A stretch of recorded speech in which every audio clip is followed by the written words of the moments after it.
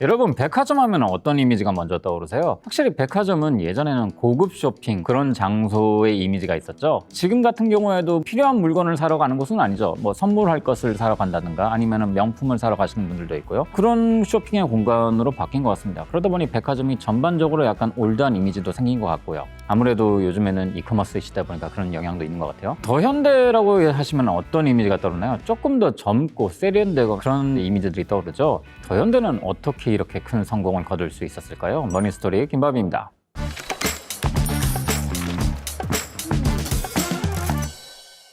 백화점 마지막으로 가신 데가 언제세요? 대부분 다 조금 되시거나 자주 가시는 편은 아닐 겁니다. 옛날에도 뭐 그런 분위기는 좀 있었어요. 이커머스가 등장하기 이전에만 하더라도 백화점은 확실히 사람들이 자주 찾는 공간 중에 하나였습니다. 뭐 기억해보면은 선물용을 사러 가는 분들도 있지만은 그때 필요한 물건을 사러 가시는 분들도 있었어요. 근데 90년대부터 해서 대형마트들이 등장했고 그 다음에 2000년대 들어서는 이커머스가 등장했고 필요한 물건은 이제 거기서 사는 경향성이 생겨버린 거죠. 예전에는 뭔가 좀 제대로 된 물건을 사야 된다면 백화점으로 갔다면 이제는 꼭 백화점을 필요해서 찾는 공간이 아니게 된 거예요. 그래서 뭐 지금 현재 소비 패턴이 그렇죠. 백화점을 가시는 분들은 보통 뭔가 좀 고급 브랜드, 럭셔리 브랜드들을 이제 쇼핑해서 간다든가 아니면 선물할 것들을 선물을 사기 위해서 간다든가 확실히 필요 이상 소비가 일어나는 공간은 아니라는 생각이 들죠. 그래서 그런지 보면은 현재 백화점들의 성적이 그렇게까지 좋지는 않습니다. 25년 상반기 롯데 백화점 같은 경우에는 매출이 1조 5,615억 원인데 전년 동기 대비 2.1% 감소했고요. 신세계도 비슷합니다. 신세계도 1.4% 감소, 현대백화점도 2.2%가 감소했어요. 이게 뭘 의미하나 백화점을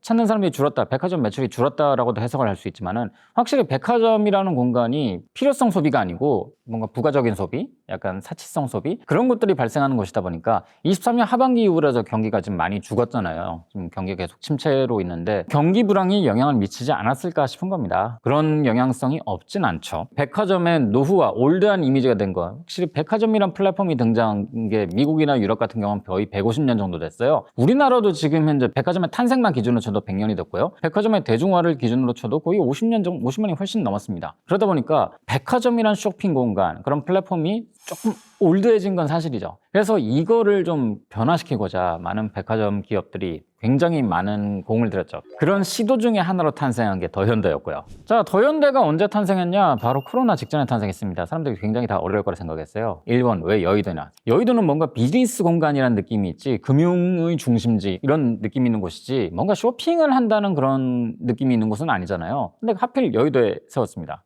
게다가 시기도 좀 안 좋았어요. 사실상 더현대를 오픈한 지 얼마 안 돼서 바로 코로나가 터져버렸으니까요. 근데 뭐 결과적으로는 어떻습니까? 지금 굉장히 잘 되고 있죠. 굉장히 많은 사람들이 몰려가고 있어요. 지금 더현대 같은 경우는 계속 이제 방문 인원객 수가 지금 계속 갱신되고 있고 그러면 따라서 굉장히 새로운 시도들을 많이 하는 게 보이죠. 왜냐하면은 더현대 같은 경우는 체험형 공간으로서의 이제 그런 특징이 굉장히 강했던 것이죠. 굉장히 인스타그래머블한 곳이고 실제로 인스타그램을 찍기에 좋은 포인트들이 다 있어요. 보면은 팝업도 많이 하고 실제 지금 현재도 더현대는 팝업의 성지 중 하나로 떠올랐죠. 굉장히 잘 되고 있는 공간입니다. 재밌는 게 있어요. 원래 사실 백화점에서 그런 문화 공간 같은 거는 원래 백화점의 사업 영역 중에 하나였거든요. 근데 다만 차이가 있었다면은 백화점 문화센터 이런 것들은 부유층 고객들, 좀 잘 사는 고객들, 백화점을 많이 찾는 소비자들을 대상으로 하는 부가적인 서비스였어요. 어디까지나 쇼핑이 중심이었고요. 근데 더현대는 이걸 좀 비틀어놨어요. 비틀어놔서 뭔가 문화 공간이, 문화 소비 이런 측면들 메인으로 꺼내는 거예요. 그러다 보니까 쇼핑이 오히려 더 뒤에 밀려버린 느낌? 그런 느낌이 없지 않아 있는 거죠. 실제로도 그래서 보면은 더현대 3대 럭셔리 브랜드라고 불리는 에루샤 중에 하나도 들어가지 않았었습니다. 그래서 사람들이 여기는 쇼핑할 게 없다 뭐 그런 얘기도 나왔었고 그래서 보면은 사람은 정말 많이 찾는데 찾는 방문객 1인당 객단가가 평균적으로 제가 기억하기로 거의 3만 원 미만이었던 걸로 기억합니다. 3만 원 미만이면 뭐냐? 그냥 커피 한 잔 마시고 밥 먹고 간다는 뜻이에요. 그러니까 이게 나름대로 이제 더현대 측에서도 이제 고민했던 부분 중에 하나였죠. 근데 지금 같은 경우는 뭐 굉장히 지금 잘 나가고 있는 것 같습니다. 사실 뭐 그렇죠. 지금 굉장히 많은 팝업들도 하고 있고 거기서 이제 문화 공간들도 하고 있고 최근에 이제 제가 지금 지하철 타고 오다 보니까 지하철 광고에서 그거 나오더라고요. 체코의 그 유물들을 내가지고 전시한다고. 체코의 국보급 유물을 전시한다. 그런 공간으로도 굉장히 많이 활용하고 있는 거죠. 뭐 덕질의 공간으로 쓰고 있고. 이게 참 보면은 그렇습니다. 사실 백화점이 판매의 공간이라 생각하는데 사실 백화점 비즈니스의 본질은요, 판매도 있지만 그 공간의 임대에 있거든요. 거기 입점해 있는 수많은 브랜드들이 있잖아요. 다 거기서 매출 비례해가지고 임대료로 수익을 내는 거란 말이에요. 물론 백화점에서 직접 운영하는 공간도 있지만은 대부분은 그런 식으로 수익을 냅니다. 그래서 공간 임대가 백화점 비즈니스의 본질 중에 하나라고 생각을 하면은 더현대의 방향성도 사실 맞다고 볼 수 있는 거죠. 지금 현재 더현대 얼마나 수많은 브랜드들이 입점해 있고 수많은 팝업들이 거기서 이제 계속 전시를 하고 판매 공간을 차리고 부스를 차리고 만들고 뭐 그렇게 하고 있어요. 그런 것들이 다 어떻게 보면 임대 수익으로 이어진다고 볼 수 있는 거죠. 그래서 어떻게 보면은 우리가 이제 단편적으로 생각하던 쇼핑의 공간이라 생각하던 백화점이란 공간을 문화적인 중심으로 체험의 중심으로 좀 비틀어 놓은 걸 알 수 있죠. 어떻게 보면은 이것도 트렌드에 맞다고 볼 수 있는 거긴 합니다. 왜냐면은 2000년대 들어서 특히나 2010년 들어서 이커머스가 굉장히 우리의 소비 생활에 침투를 깊게 하면서 발생한 현상 중에 하나가 오프라인 공간이 판매 공간으로서의 실효성을 상실한 거예요. 보면은 옛날에 잘 나갔던 상가들, 상권들 있잖아요. 공실 되게 많이 생기고 그렇잖아요. 왜냐면 판매 공간으로서의 그 가치를 상실하기 때문에. 왜냐면 필요한 건 다 이커머스로 사니까요. 그런 시대에서 그럼 공간이 줄 수 있는 가치가 뭐냐? 체험이다. 그걸로 해서 비틀어 놓은 거죠.